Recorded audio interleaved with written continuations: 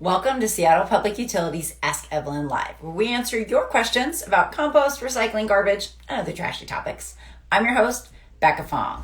This week, winner chicken dinner, folks. We're talking all about meal kits. This week, we're talking about e-commerce and dealing with all of the packaging that comes with it. And this week's question is all about meal kit packaging and where it goes. So we get a ton of questions from you guys about all the different meal kits are out there. And so I signed up and I was going to try them out and check out all of the different stuff that comes with them. And so, of course, we've got Pat on board with us to kind of help all of these different questions. Hey, Pat. Hey, Becca, how's it going? It's going pretty good. Good. Happy to be joining another Seattle Public Utilities Ask Evelyn Live. Absolutely. So it's e-commerce this month. And so it's all about the stuff that comes in the mail. And what I think is really interesting about it is that this whole space is totally evolving all the time, right? You talk about this a lot, about how it's all about companies wanting to get the items to you in a safe way so you can enjoy them. And meals, especially with all of us cooking a whole bunch more at home. I cook so many meals. We're looking for a break and a way to get something that makes it a little bit easier. So this week's question comes to us about meal kits. Yes. The convenience of meal kits. It comes to us. Okay.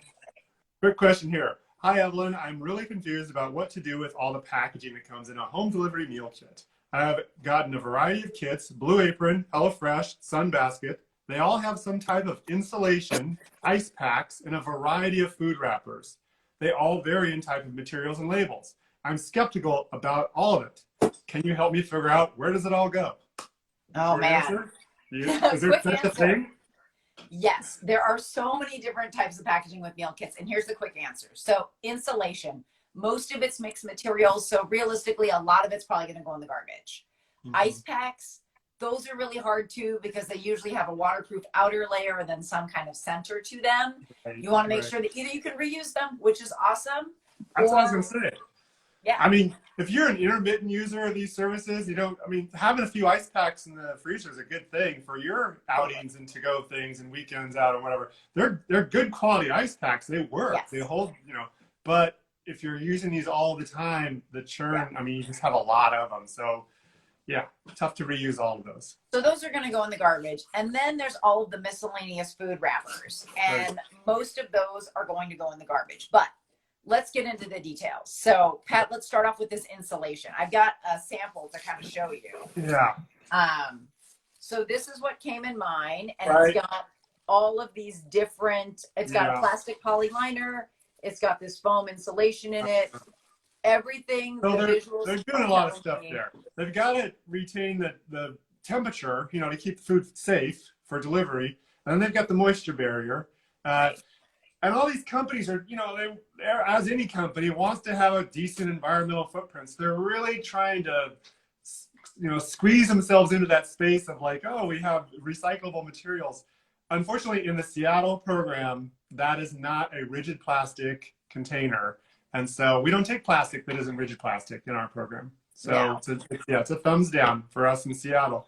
You really want to go back, folks, to your where does it go guide, right? You want to go back to the basics and remember, like in our recycling panel, we really just want these rigid plastic containers here, that type of stuff. We don't take any sort of flexible stuff or any sort of bags or pouches or anything like that. So these insulation panels, even the ones that kind of are paper based, that's a fully plastic based one. It's fully plastic. There's those other ones, I forget which brands they are, that have the paper outer and then a middle insulation piece that's sort of a fiber type material. Those are tougher too because they'll stay recycling on them. But again, in our program, that does not fit our program. Yeah. It's just not recyclable for us. So, yeah. What is really hard about this is that if you look at this, this entire piece of packaging is unfortunately designed to lead you to recycle it. It even says, I know that this is hard to read in backwards, but it says curbside recyclable. No. Yeah, you know what? Even for a plastic bottle, you can't put that because every program, every city and county, every municipal program is going to have a different set of guidelines. Some are similar to one another, but it's really, irresponsible, in my opinion, for companies to put labels like that on it because they don't know every curbside program.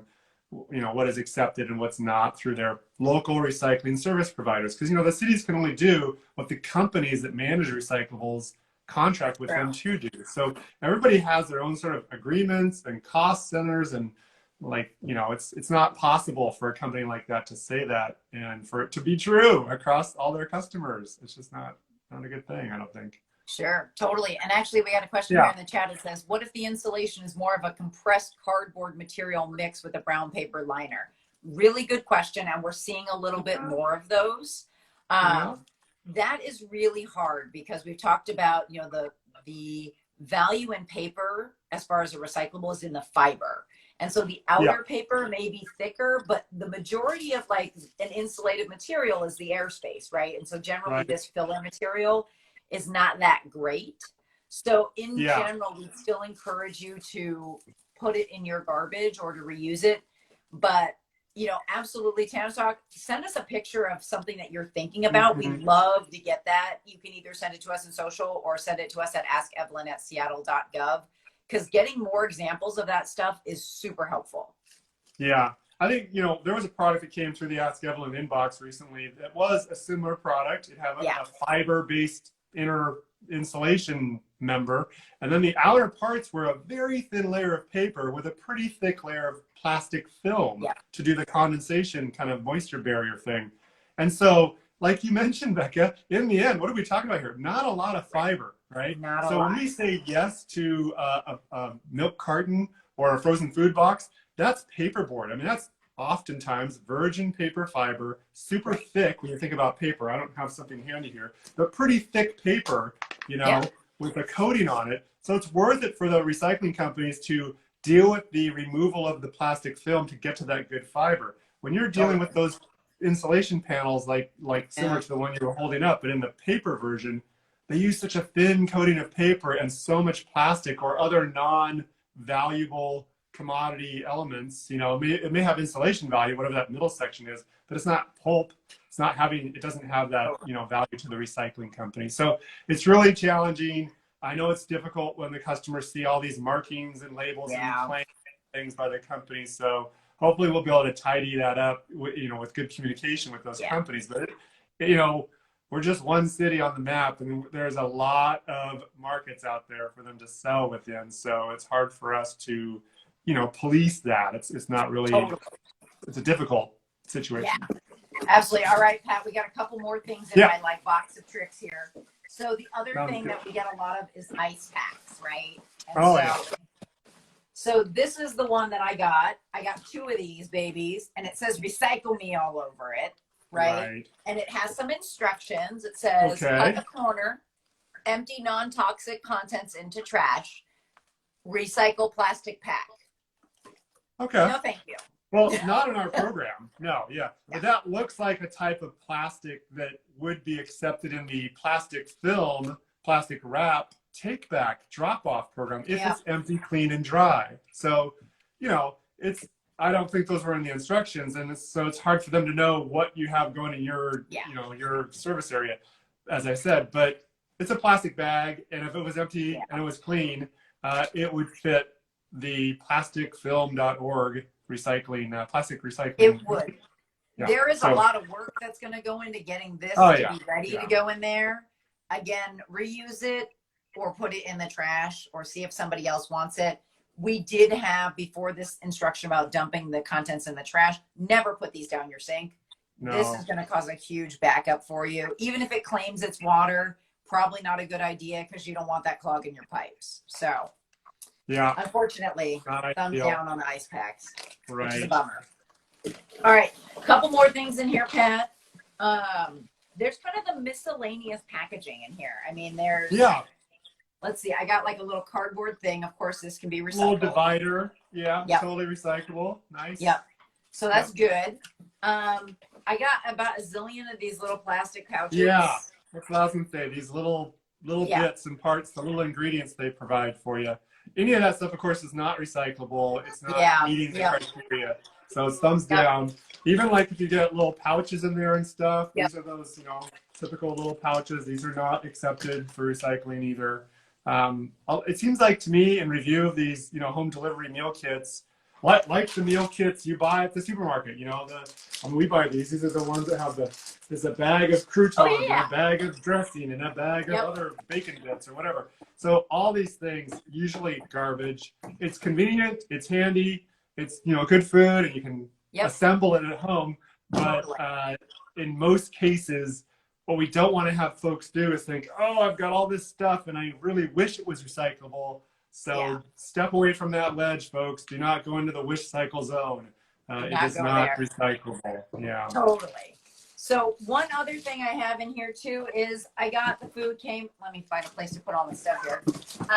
We got a paper bag, which, you know, pretty basic. Nice. So it says reuse me, toss kitchen scraps in here for easy cleanup, which is lovely.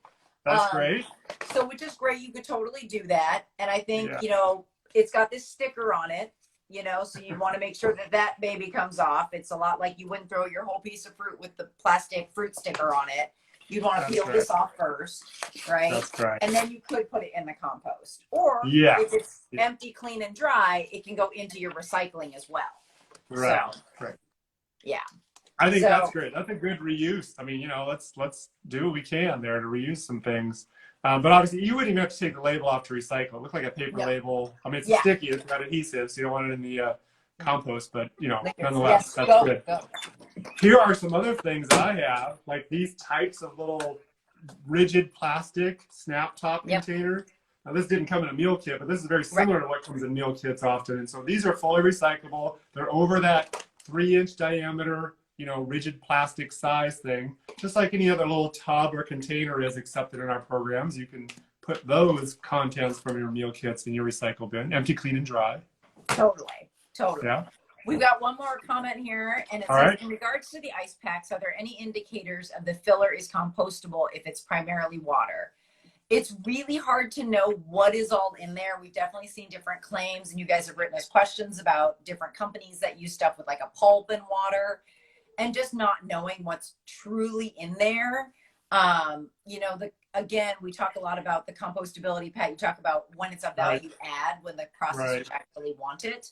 Sure. So in that space, we don't really want to encourage you to put extra stuff in there, especially if you don't know what it is. To say a little more about that, I think, you know, that liquid is a specification of material that is designed to be frozen and so on. It's not food. And in your yard cart, you should have food waste, yard waste, and approved compostable packaging. So it doesn't, you know, some other agent of material. I don't think any of our compost facilities are testing those contents to approve them. They're not even interested in doing that, I don't think. So I would really hazard to, like, I would not do that. I would not put that in your food and yard waste cart. Totally. All right, folks. So really quick recap. We covered kind of a lot of materials, and definitely as more packaging comes on the market, please send us pictures, send us questions. We love hearing about new products because it is really confusing.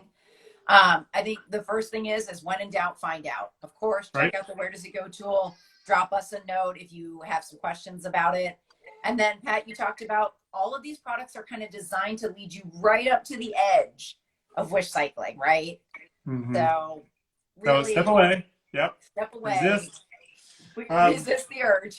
I think so. And I also think, you know, there are a few companies that are working hard on this stuff. You know, they're going to be coming along. They're going to be coming along with compostable packaging that's approved compostable. They're going to come along with more rigid plastic or, you know, hard carton type containers. So they're going to move towards that as they become profitable, these companies.